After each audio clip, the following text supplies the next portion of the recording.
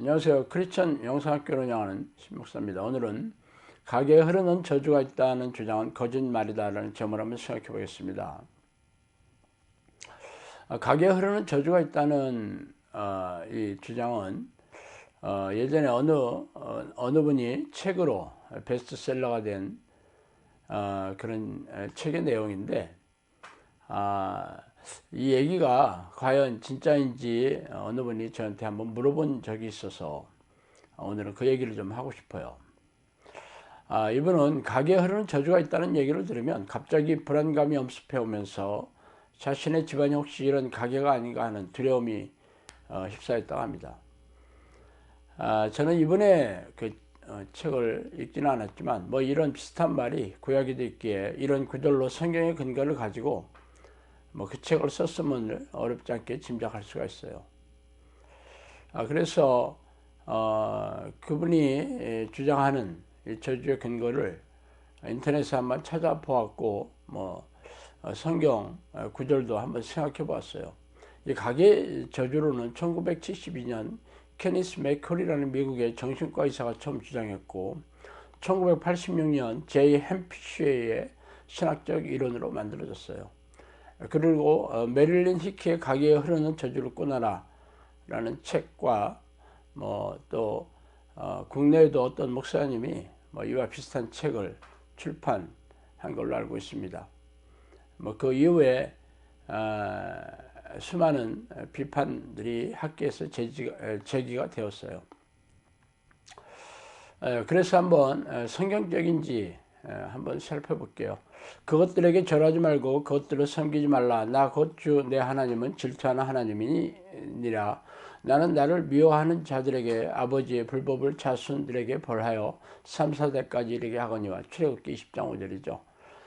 주는 오래 참고 긍휼이 많아 불법과 범죄를 용서하나 결코 죄 있는 자들의 죄를 깨끗이 치우지 아니하며 아버지들의 불법을 자손들에게 벌하여 3, 4대까지 이르게 하셨느니라. 민수기 14장 18절이에요.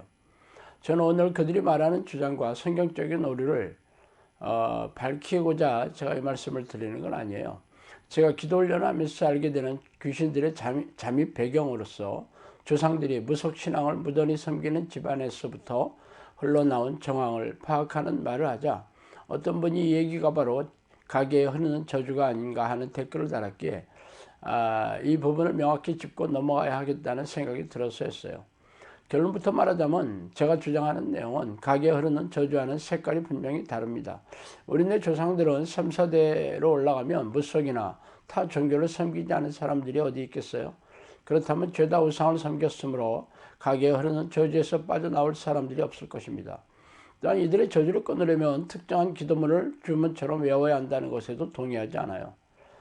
저는 특정한 가게에 하나님이 벌하시는 저주가 있어 귀신들이 잠복하고 있다는 게 아니라 귀신들을 섬긴 사람들에게 귀신들이 그 사람 안에 잠복해서 가정에 자연스럽게 틈을 타고 자손들에게 들어가는 환경이 조성되었다는 것이죠.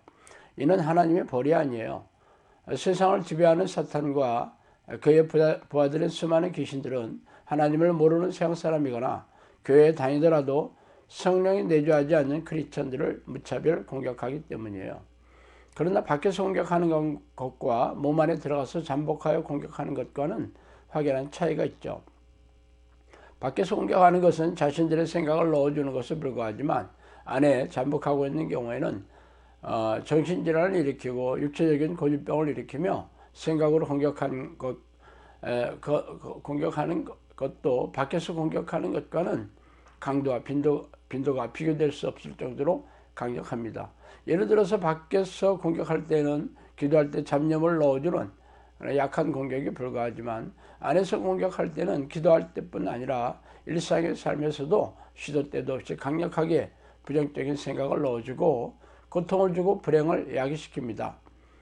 그러나 서로하는 사람들의 몸 안에 들어가 잠복하는 것은 영적 능력이 탁월한 귀신들의 입장에서도 쉬운 일은 아니에요. 그래서 자신들을 지극정성으로 섬기고 환영하며 자신들의 명령에 순종하는 자들의 몸에 쉽게 들어갈 수 있어요. 그래서 무속인이었거나 무속신앙에 적극적이었거나 굿을 많이 했거나 타종교를 열정적으로 섬겼던 사람들에게 들어가기 쉬운 것이죠. 또한 부정적인 생각을 넣어주는 공격에 쉽게 속는 이들을 선호합니다. 특히 이성적인 생각이 확립된 어른들보다는 부정적인 생각을 분별하지 못하는 어린 아이들에게 들어가기가 쉽겠죠. 그래서 부정적인 환경에서 늘 어두운 생각으로 살아갈 수밖에 없는 결손 가정의 자녀이거나 아버지가 알코올 중독자이거나 폭력을 자주 행사했거나 극도로 가난한 집안의 자녀들이 마음이 어둡기 마련이죠. 그러므로 이런 가정에서 자란 아이들에게 잠복하기 쉬운 것입니다.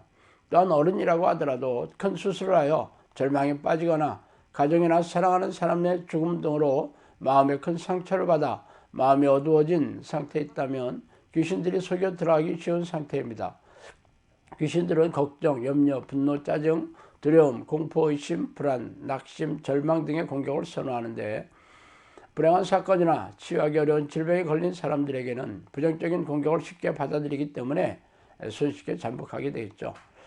이에 열거한 사람들은 귀신들을 환영하고 섬기거나 귀신들의 공격에 쉽게 노출되어 있기 때문에 귀신들이 잠복하기 쉬워 선호하게 되겠죠. 그래서 조부모나 부모 등의 몸 안에 잠복하고 있었던 귀신들이 그 가정에서 자라는 어린 아이들에게 쉽게 들어갈 수 있기 때문에 그들에게서 귀신들이 많이 발견되는 것입니다. 그러나 그게 가게에 흐르는 저주와 무슨 상관이에요? 가게에 흐르는 저주로 운운하는 사람들이 말하는 저주는 하나님이 벌하시는 것인데 제가 말하는 귀신들의 잠복은 하나님의 벌과는 상관이 별로 없죠. 만약 하나님의 벌에서 빚어진 저주라면 아무도 막을 수 없겠지만 귀신들의 잠복으로 인한 불행한 사건이라면 귀신들을 쫓아내면 말끔히 해결되는 것이죠. 말하자면 귀신을 쫓아내기만 하면 불행의 근원이 사라지는 것입니다. 그러므로 가게의 저주로 운운하는 사람들이 있다면 귀신들이 기도를 막는 교묘한 공격임을 알아채고 전보다 더 열심히 축출 기도를 해야 할 것입니다. 자, 오늘은 여기까지 하겠습니다. 감사합니다.